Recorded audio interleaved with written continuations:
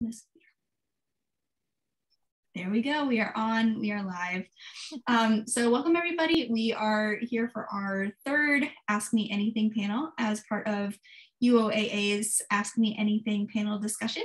My name is Molly Atwater-Pulisic. I am the Director of Young Adult Outreach for UOAA, and today I'm joined by two amazing Ostomates who have navigated college and are here to tell you a little bit about it. So first we've got Victoria Porter, who serves on my Young Adult Outreach board and is an incredible advocate for Ostomates. And the other Ostomate we've got is Maggie Tretton. I wanted to call her Maggie Baldwin because that's how it's legally still Baldwin, don't worry. Oh, perfect. Then we are all good. So Maggie is also an Ostomate. You may know her from her YouTube channel, Let's Talk IBD. She also is all over Instagram and Facebook talking all things ostomy. So before we launch into our college discussion, I'm going to have them introduce themselves briefly to talk a little bit about how they ended up with an ostomy, and because it's pertinent today, where they went to school and what they're studying. So take it away, Victoria. All right, well, I'm Victoria Porter. I am currently a senior in my last semester at the University of Arkansas, majoring in public health, going pre-law, so hopefully moving on to law school next year. My ostomy is an appendicocecostomy, which is a continent diversion. I've had it for pretty much my whole life.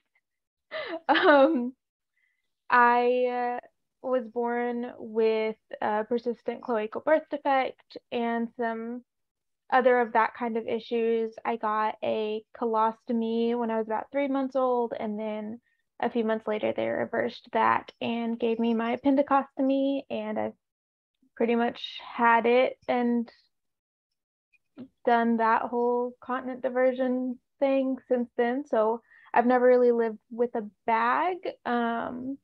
It's a little bit of a different perspective than I think I hear a lot of. Is there anything else, Molly? No, you hit it all. Everybody knows everything they could know about Victoria now. So, no, that's perfect. And obviously a smart cookie if you're going to head on to law school, could use more people like you. Hopefully. Yes, that LSAT. And let's give it over to Maggie to learn a little bit about her. Yeah, so I'm Maggie. I was diagnosed with Crohn's disease, and at the age of 16, I got an ileostomy placed as an emergency surgery. After a resection failed and broke open inside of me.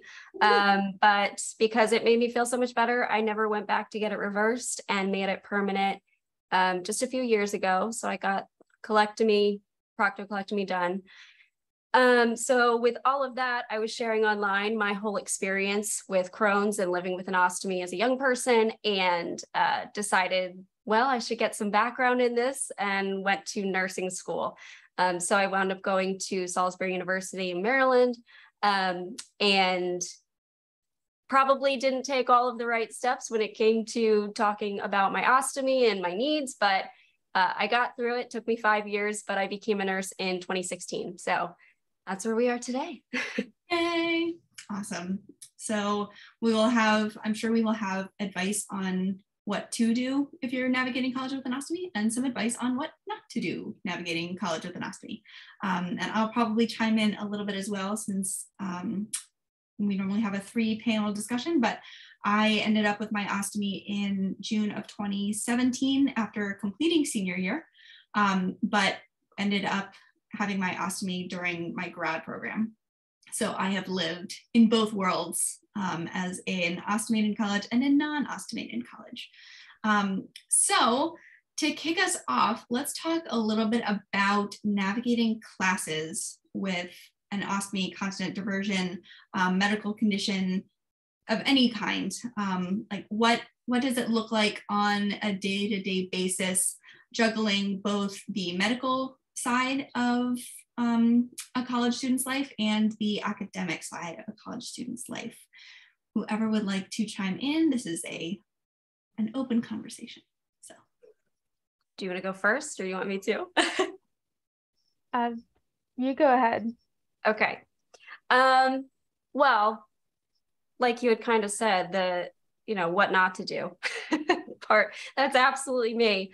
I learned a little too late especially with my classes, that, it's one thing to tell people I have an ostomy or I have this illness. It's another to explain in detail what your needs are, because not everybody understands everything that you might need with an ostomy, the care that goes into it, and the things you might need in class, or, adjustments you might have to make. So I was very bad at that. I was good at saying, I have an ostomy, didn't tell them what I needed. And that really wound up affecting my whole college experience and how I did in class. So it definitely is something you have to learn, but you have to understand what you need and be able to communicate that with professors, classmates, whoever is going to be around you. Mm-hmm. Victoria, what have you experienced in the last few years? Yeah, I think you're totally right. For a long time, I would just be like, oh, I have a medical condition, I have a treatment I have to do. And that was like all the information anyone got out of me. And then kind of figured out that like, sometimes you need a little bit more than that. And so like, as far as day-to-day classes, I'm very, very lucky that my school's Center for Educational Access is really great with accommodations. So I have like an attendance flexibility accommodation, so that if something were to happen, I ended up needing to go to the hospital, or even just needing to rest and kind of reset for a couple days, I can basically send an email to a professor, kind of explain without too much detail, and say, hey, I have this medical condition, it's documented through this office, I need this time off, and they're supposed to give me some flexibility as far as attendance and deadlines. But I think, yeah, Maggie, what you said, just like not necessarily being overly open with it, because I know some people kind of have different boundaries, but just like being able to and willing to explain like exactly what you need, because people are not going to pick up on it if you just say, I have a medical condition or I have an illness. They're going to be like, okay, and what about it? Everyone gets sick. And explaining that like, I have a chronic condition, I need this extra assistance or this flexibility. And I've found in my experience that most of the time, once you do explain that, people are pretty accommodating most of the time. I've had a couple professors that kind of didn't want to give accommodations, but they did because they had to. So taking advantage of that, like, accommodations office has been probably the most valuable thing as far as like being able to manage it. Mm-hmm. I'm really glad you brought that up, because I know in looking for a panelist and all that sort of thing, I've taken a lot of look at different colleges and their services for students with accessibility or disability needs. So in terms of, if I was a new ostomate who was heading off to college, do you remember what steps you had to take to get those accommodations in the disabilities office? Or Yeah, so when I started, I knew I was going to live on campus or try to live on campus my first year. So housing was the biggest concern. I think we basically looked up University of Arkansas accommodations, and it took us to their like ADA compliance page, and the Center for Educational Access, and that website was pretty manageable. They had like a form where you could fill out from like a drop down what your needs were, and then like an option for other. So for example, for housing, I requested a private restroom in the dorm. And so we basically, I say we, I mean like me and my parents filled out this, this is what I need, is this like bathroom accommodation. And we wrote an email that basically explained really vaguely that I had this medical treatment to do, how long it would take, how often, that kind of thing, and explained like that it would be really uncomfortable for me and anyone who needed to share that space with me if I did have to share a space with another incoming freshman. And then we asked my surgeon, my like main doctor, for basically told him the accommodations I was asking for and asked for a letter backing that up.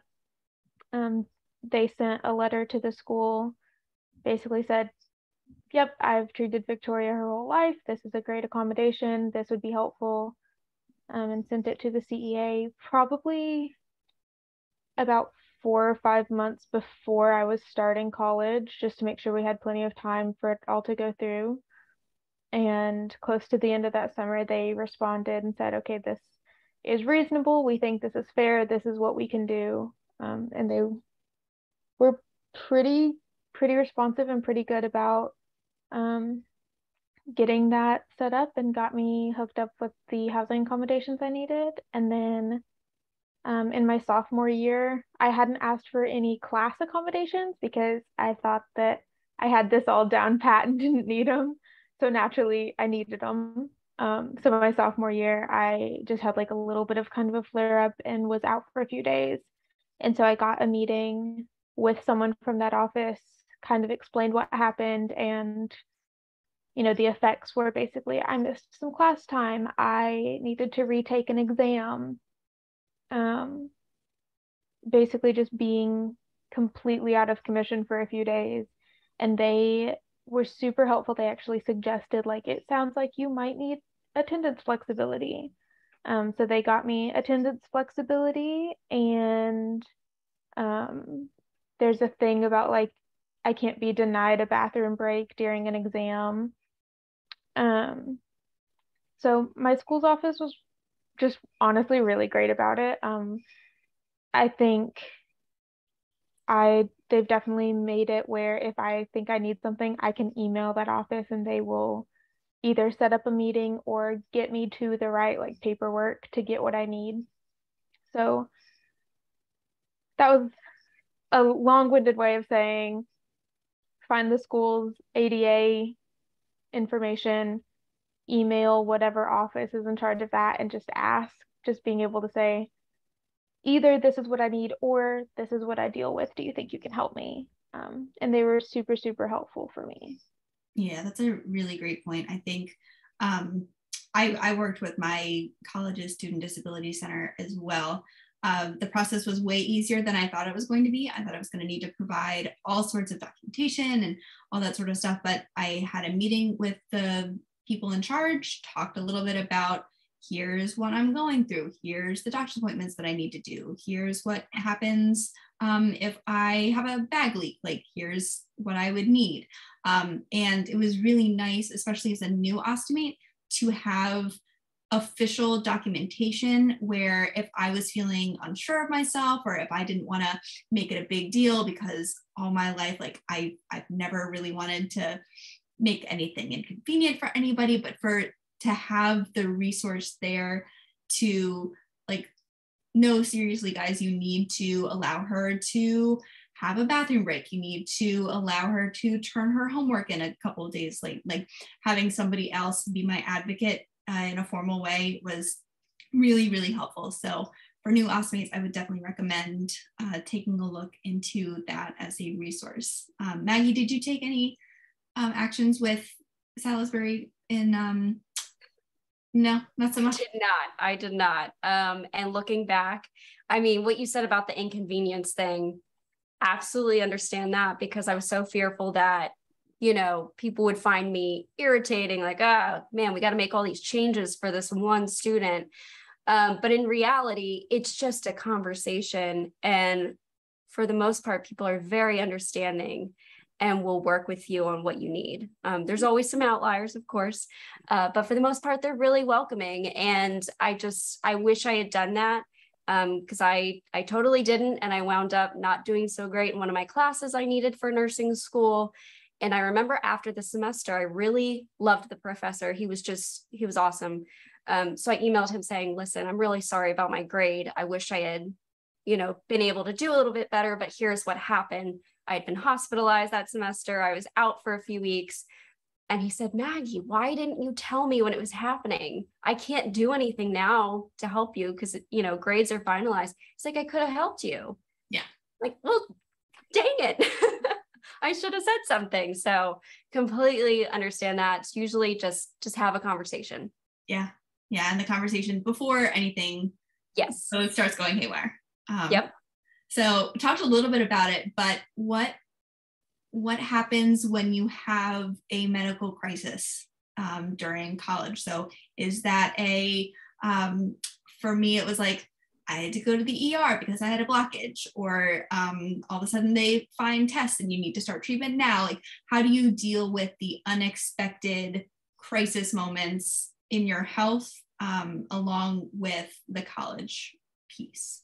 And have you ever experienced times when people were really, really accommodating, or like the opposite?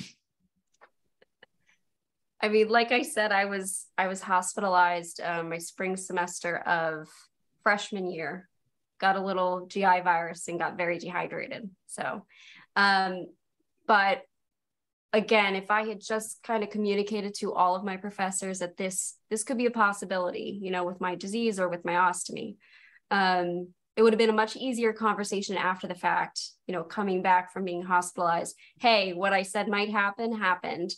What I found though, I don't really remember what happened with, you know, going back into classes, but other students were very accommodating to me. I remember being very weak, and, you know, my friends in my dorm actually helped walk me to our cafeteria and back, and made sure I was, you know, eating good stuff that'll get me back on track and healthy again. So I just found that to be interesting, but yeah, a lot of kindness.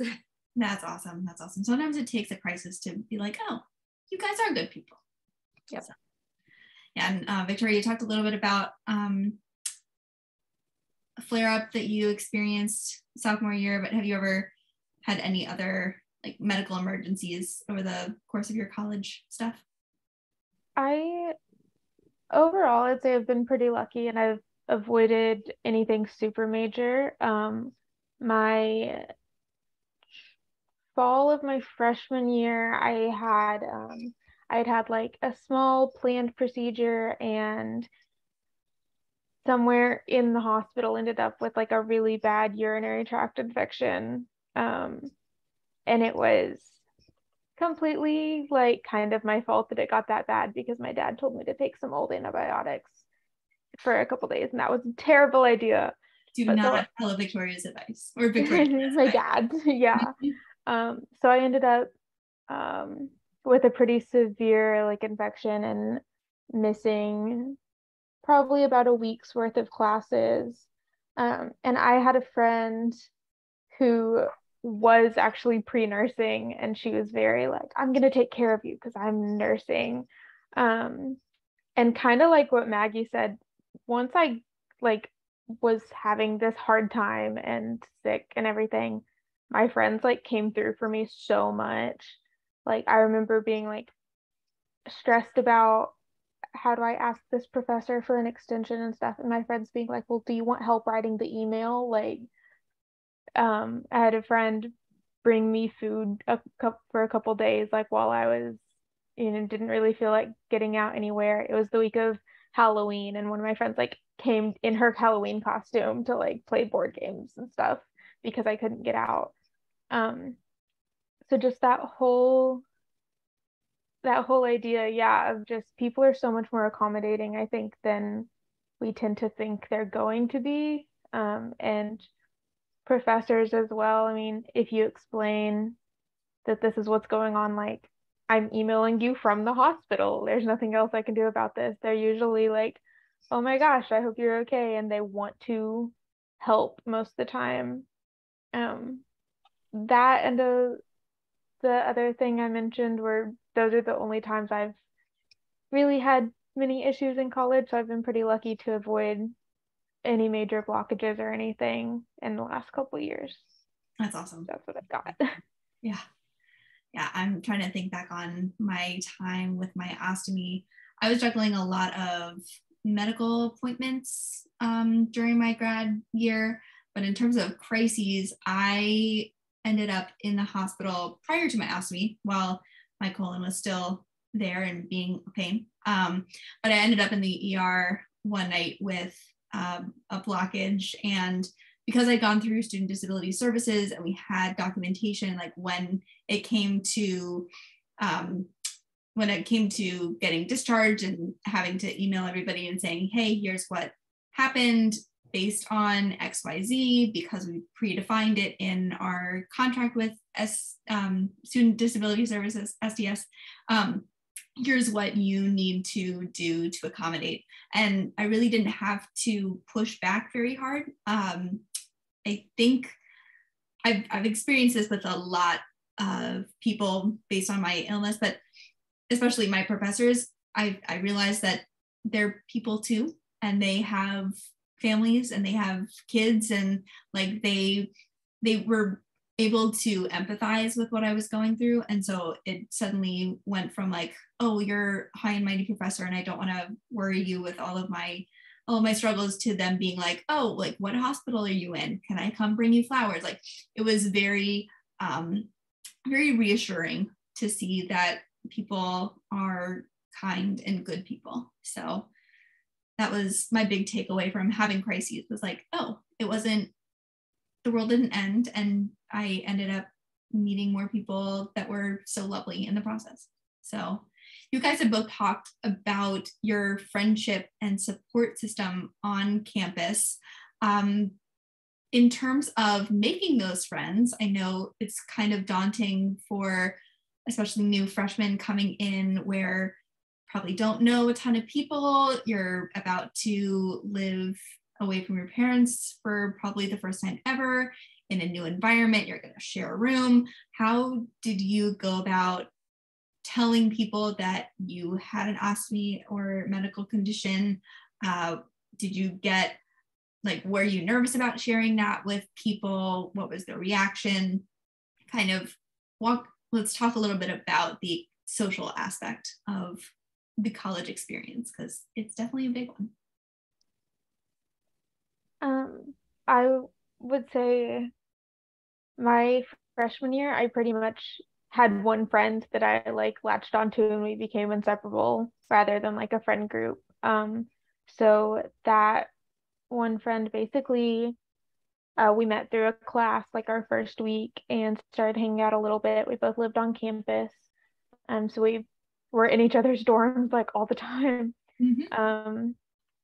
And at first, like, I guess kind of the first mention of that would just be like, if she wanted to do something later in the evening, or like if we were together several days in a row, at some point I would just be like, oh yeah, I can't hang out tonight, or I need to be home by whatever time. I just have a medical treatment I need to do that takes like a few hours. And the reaction I got was pretty much, okay, cool, see you tomorrow. My experience has been that most people kind of, I won't say don't care, but they're not bothered. They're like, oh, okay, you have stuff going on, I have stuff going on. And then after probably a couple months or so, let's see, it was October when I got sick, and she was around then. So somewhere shortly before that time, so we'd probably known each other a month or two. We just kind of had gotten more comfortable with each other, and I don't remember exactly what was said in any of those conversations, but just kind of gradually introducing, like going from I have medical treatment to, oh, I have an appendicostomy. What the heck is an appendicostomy? And because my friend was a nursing student, she was incredibly interested in all of it. She's like, what is that? What does that mean? And we just got very comfortable talking about like surgeries and things. And as she learned about certain things, she'd be like, have you ever experienced this? Whatever it was. And so I think for me in general, like, she's a really good example, but just getting comfortable with people and making sure that they're the kind of people I want to keep around in my life before I really get into any of that. So people I don't know very well, it's just like, I have a medical thing, I get sick sometimes, I have treatments I do. and because it's pretty well managed, it doesn't really affect anyone else. So, and then just like when I get a little more comfortable, know someone for a couple months, at the same point that you start talking about like maybe family things and that kind of just deeper conversation, then I might mention like, oh, I was in the hospital for this one time, and just kind of use a story as a segue or something. There's kind of, I guess my main point is just like making sure that the people I'm talking to are the people that I trust to share those things with first. Yeah, that's a really, really great point. I feel, especially as freshmen, like there's a lot of orientation programs where they kind of toss you in, and it's basically like summer camp for 72 hours. And they're like, share your deepest, darkest secrets. And it's like, no, yeah, I want to. So that's okay. Although I will say my fun fact for every icebreaker ever is that I'm missing a kidney. And the people that want to know will come ask questions after. Uh-huh. And of course, that's kind of shock value anyways. I have the coolest fun fact most of the time. Mm-hmm. But in a group like that, just being like, oh hey, here's a fun fact. This is totally out there, and some people will be like, that's weird. I don't want to know. But then some people will be like, that's actually really cool. Like, how does that affect you? And we'll get really interested and kind of like start the conversation for me. I love that. Yeah, I feel like sometimes the medical stuff can be a good litmus test for if you want them in your life. Like, can you handle the truth? If you can't handle me at I'm talking about poop, then you don't deserve me at my desk. It's a good motto. My go-to fun fact is I'm missing 3 organs. So I definitely empathize with that one. So Maggie, in terms of the social piece of college, what did you or not do in terms of your ostomy? So again, I didn't communicate because I'm apparently terrible with that. But when I was signing up for my freshman dorm, I told them I have an ostomy, but didn't tell them anything else other than make sure my roommate is fine with that. Like, as long as they're cool, I'm cool, we'll work together.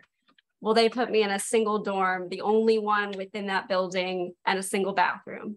And I don't know if that was a great thing or if that was really not a great thing. I felt very isolated. I did want a roommate. So I think it was partially positive because I realized I'm alone.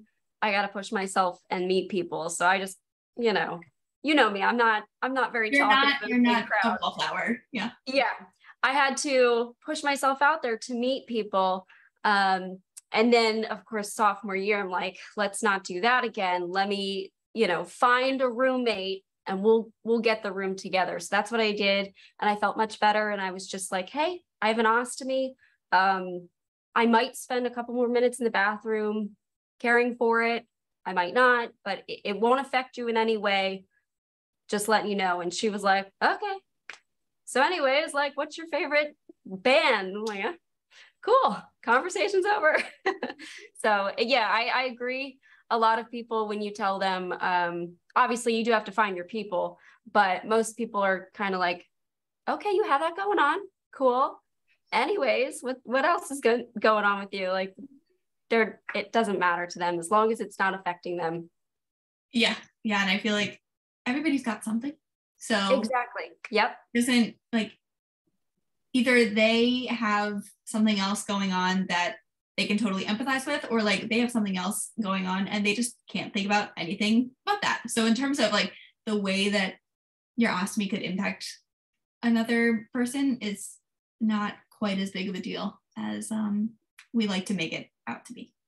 Yes. So, yeah, I was kind of in a weird situation where I knew people at college before my ostomy, and then I knew people in college after my ostomy. So I was very outspoken about it. So pretty much everybody in my life knew everything about my ostomy, for better or worse.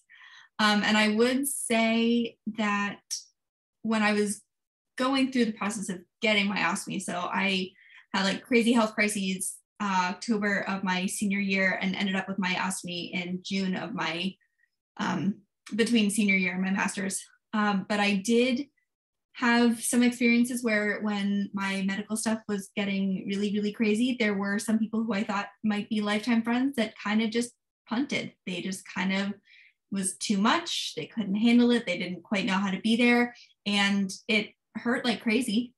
You think that you've made these great friendships and you're going to be in each other's weddings and all that sort of stuff. And then they kind of drifted out. And now looking back on it, I completely understand why. It was a lot going on, and it took some really, really special people to be there through the mountains and the valleys. But it doesn't mean that it's not hard in the time that is happening, but just giving yourself a little bit of bandwidth to say, yeah, this is hard for me, and I know that this is hard for the people around me who are trying to support me and love me through it. So in terms of making those friends that you want to be lifetime friends, but may not be, and that's okay. My parents always said, you have friendships for a reason, a season, or a lifetime, and sometimes they're reason seasons, and that's okay. Before we launch into other serious stuff, I guess,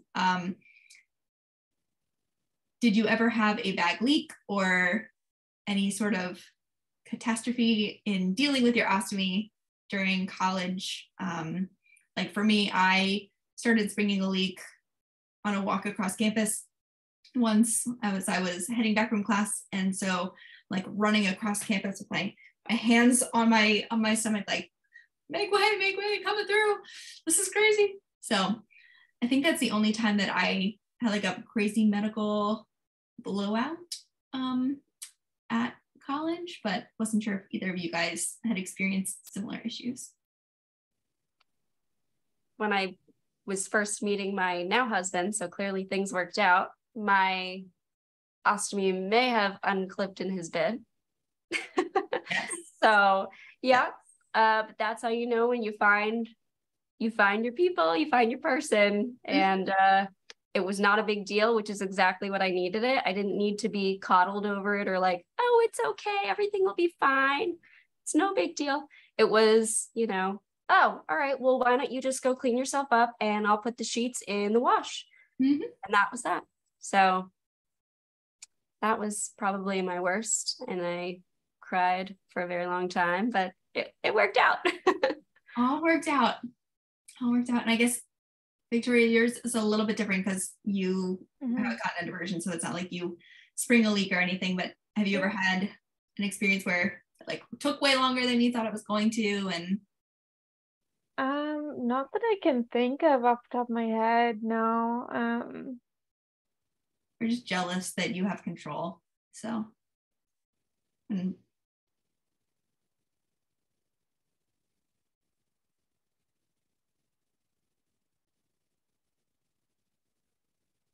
a couple times where I just like tried to go longer in between treatments than I should have because I didn't want to miss things that were happening, and end up missing more things for being sick because I didn't take care of myself. But no, since I don't wear a bag, I don't, fortunately, I don't have leaks or anything like that to have stories about. We're happy for you. There are certainly several.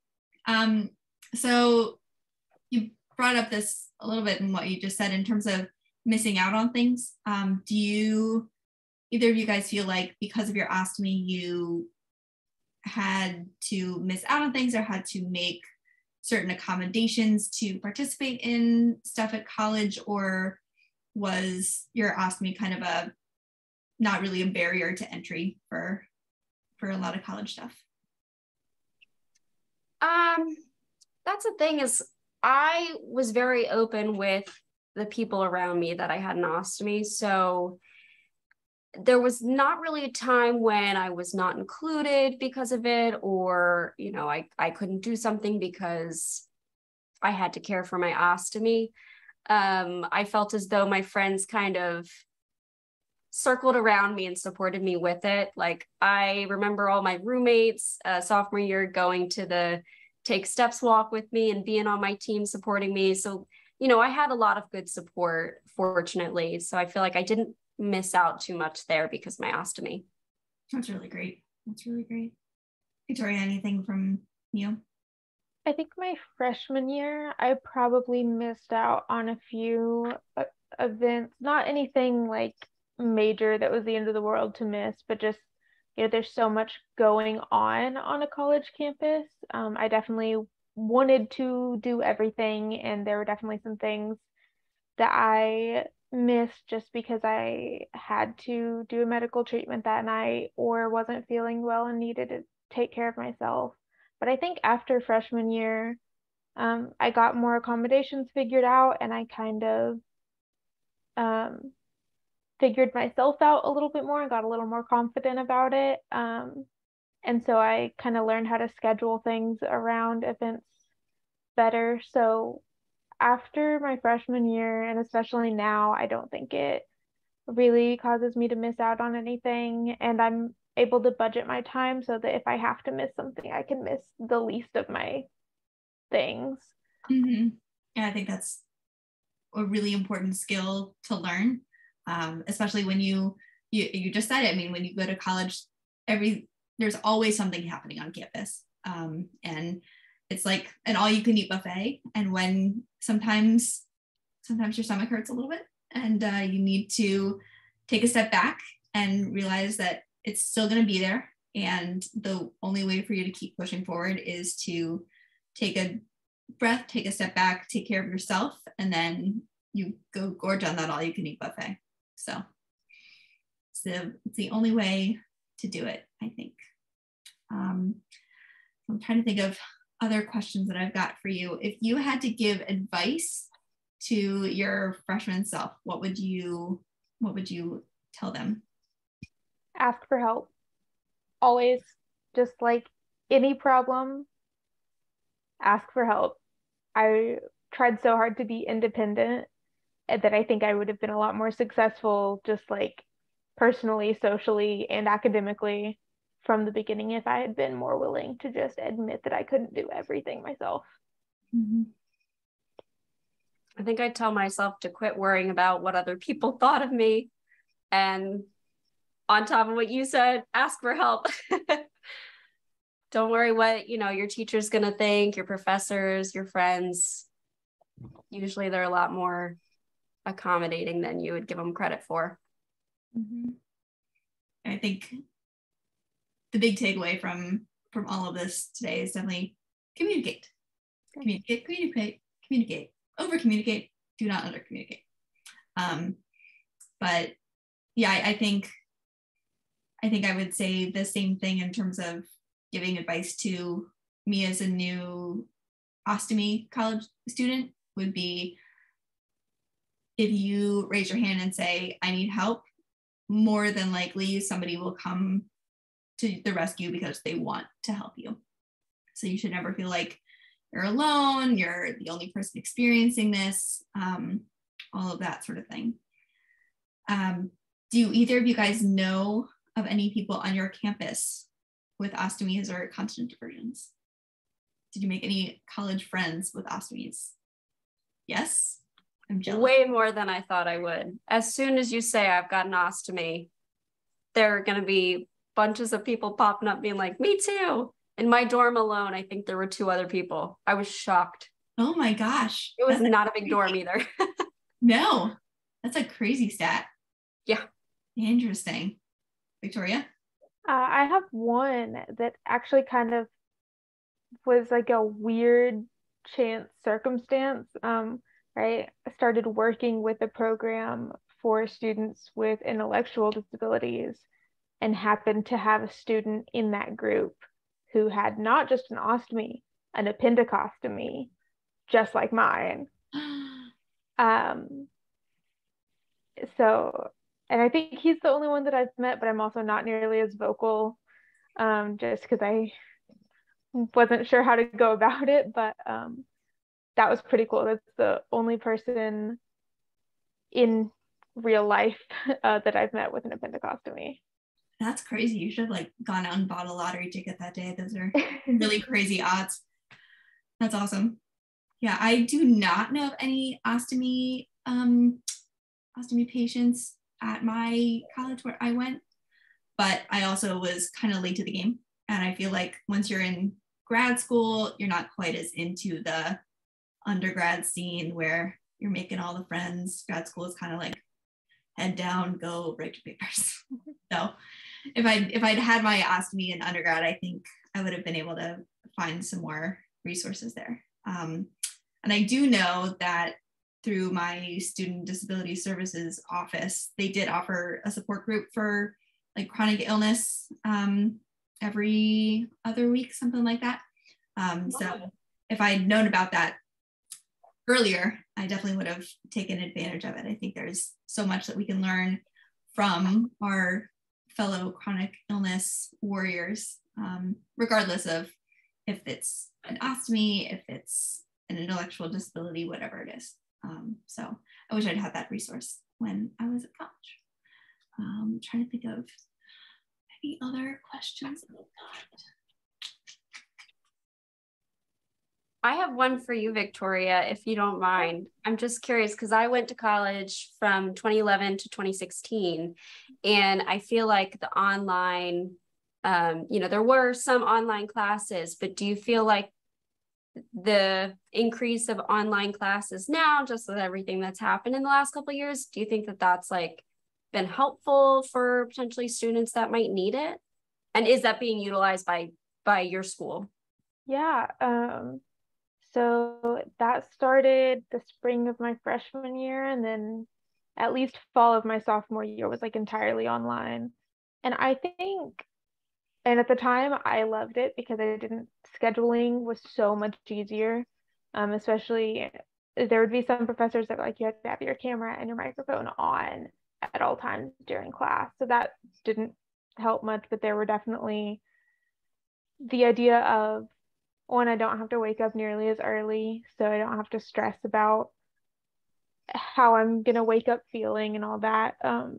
But then like last semester, so last spring, I had some professors who they had in-person classes, but then they either would have an online option or they would be recording the classes. So if you missed, you could watch it later.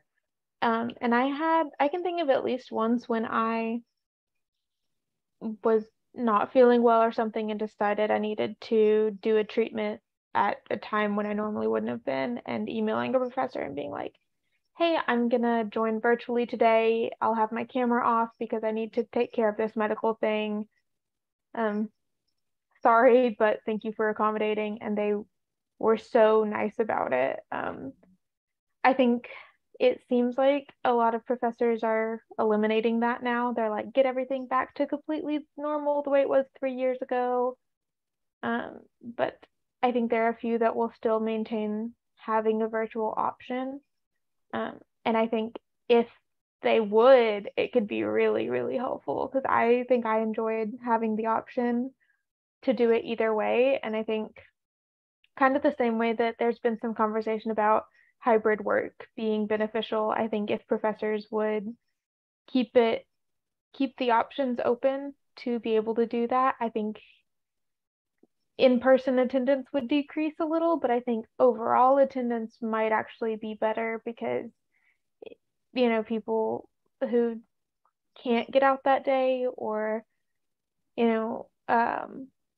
I have a friend who is not an ostomate but has chronic pain. There are days when, she day to day operates completely just like anybody else, but she might wake up one day and not be able to move her hip or something. Well, if she can take advantage of that online class option, I think if they would keep those open, it would overall. Short answer, yes. I'm kind of rambling, but I think, yeah, it was a good option. And if they would keep it that way, I think it could continue to be really beneficial.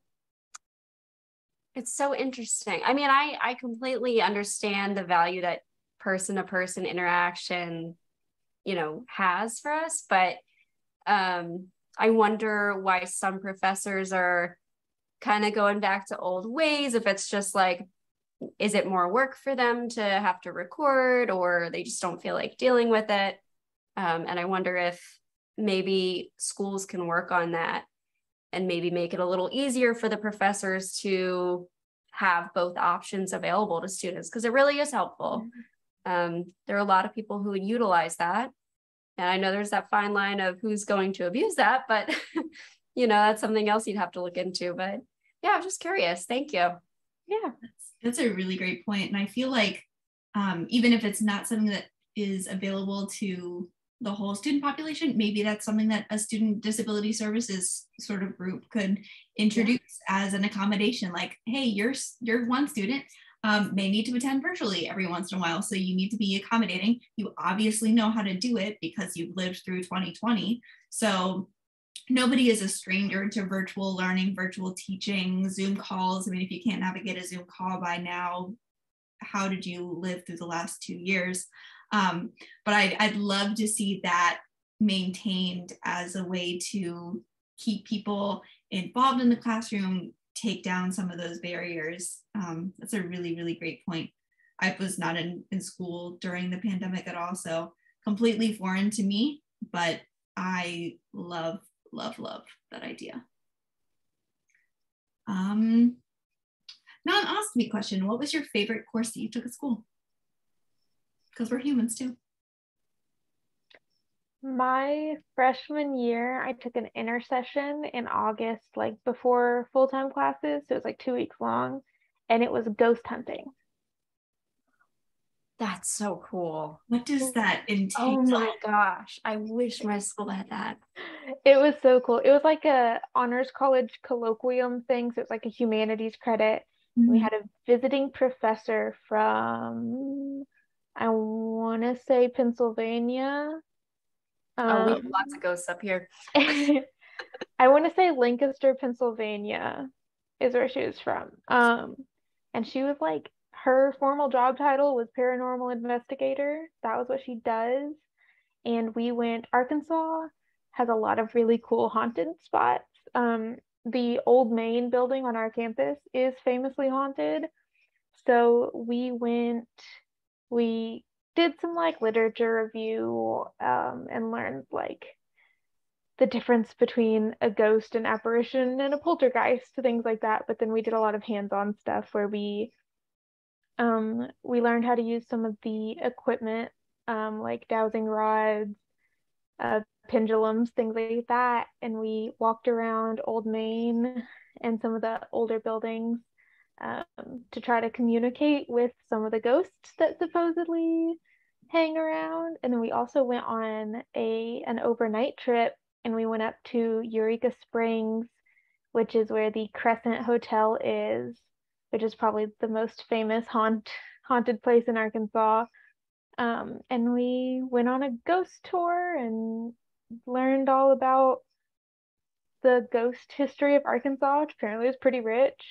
So it was 2 weeks, and it was like 4 hours of class every day for those 2 weeks. And I'm a skeptic, so I was, okay, some of this is a little far out there, but it was a really, really fun class. And that's where I met one of my best friends. And we got to go on a field trip, and the honors college paid for our food and stuff. So that is so super fun. Cool. Oh my gosh. I want to go take that class. Oh, I would have loved that. Now. It's so great. It was so fun. That's awesome. So Maggie, I'm assuming no ghost hunting in nursing school? No. Oh, man, I'm really missed out. Well, after my grades suffered a little bit and I was having trouble getting into nursing school, I was trying to take courses that were a little bit easier, that I could potentially boost my GPA. Mm-hmm. So I actually took stage makeup, which was totally not like what I would take. I was taking a lot of psychology and science related classes. But yeah, I took stage makeup. I did get an A, so it did help. But it was just really neat. I was in like the theater building and totally had never been in there before. So I got to meet a lot of different interesting people on campus and learned how to do crazy makeup. I was not good at it, but everybody else was. So it was cool to see theirs. But yeah, that was probably one of my favorites. That's awesome. Sounds fun. Yeah. Was it Not like as cool as ghost hunting? I was gonna say, I bet Maggie could have like made people look like ghosts and they could have hunted for them. Yeah, a lot of what I did kind of wound up looking that way. That's perfect then. I think we do a combo colloquium, stage makeup and ghost hunting. Yes. So yeah.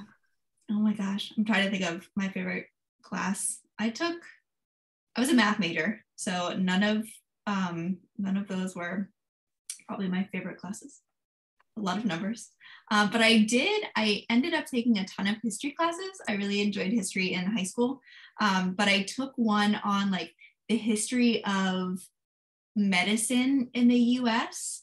And so all the way from like the people who came over on the Mayflower and how they dealt with everything that got thrown their way, because there was plenty. And then like learning about early embalming and how they used to do that. And we did a term paper at the end, but I wish that I'd had my ostomy during that time, because I could have done like an entire term paper on the history of ostomies, because I've talked to a few relatives who had ostomies way early, and it seems like it was terrifying. So like the appliances and mechanisms that we have now to deal with all things GI, bowel, urostomy, all that sort of stuff, it was not the case. It was like you use, basically they had rubber bags, kind of like those hot water bags from that you'd put in your bed to keep them warm, and you'd use like liquid cement to put them on your stomach. And so I'm gonna say it's a no for the lifestyle that I want to lead. So I'm very glad that our lovely product manufacturers have given us additional options. So let's see, it is 2:55. Do I have any other questions? Do you have any other questions for each other? I'm just still so curious about your ghost class. I know. I was not expecting that when I was like, oh, like public health law, like, oh my gosh, I did this one project, but no, ghost hunting takes the cake for sure. I do have, Molly just made me think of it with you talking about a paper. I took a class last semester, and I think it was, gosh, I don't remember the title, but it was something about diversity and communication in public health. And our final project was like, pick a population and a health problem and basically talk about why that problem affects that demographic specifically and what can and should be done about it. And I did mental health in ostomates. And I, obviously from my own experience, but then just kind of reference stories that I've heard and seen on like the UOAA pages, things that have been, that I've just heard in this kind of community, and why, mental health issues, depression, anxiety, how that goes back to chronic illness. And I was really nervous about it because I haven't been super outspoken about my medical stuff in like groups, and this was like a bunch of senior honors public health students, and it was a professor that I really liked, and I finished my project, and the professor asked me to send it to him to use as an example for future classes. And I was like very proud that I'd done this presentation, but then I talked to him later and he told me that he wanted it as an example because it was a topic that he had never heard presented before. That's awesome. And I thought that was so cool because there's, a lot of that stuff, kind of the topics get repeated. We we have a huge like Marshallese community, and so that community gets used a ton for different health issues. And he said that that was so interesting, and he'd never had a student talk about that in his class. That is so cool. It was so awesome. That's awesome. Not only because like you got such great recognition from your professor, but also like being able to do that work for the ostomy community. That is so cool. Oh, that's going to stick in your classmates' minds. Yeah. Or their careers. They're going to think about it. And who knows when they're, you know, they'll be thinking of it. Maybe they'll be doing something about it. So, yeah, I really hope so. It was one of those things where I wasn't sure if that was the topic I should do. I was like, I don't know if there's enough resources on this. Like, would I be able to find enough information? And I got it done. I was pretty proud of it. And then the fact that he wanted to keep it, I was like, okay, maybe more people will see this. Maybe this will actually like do something. And it was also kind of the first time that I had spoken to people I'm not close with about medical issues outside of like the Young Ostomate Committee. And so that was kind of gave me a little confidence boost as well to be able to talk about that stuff.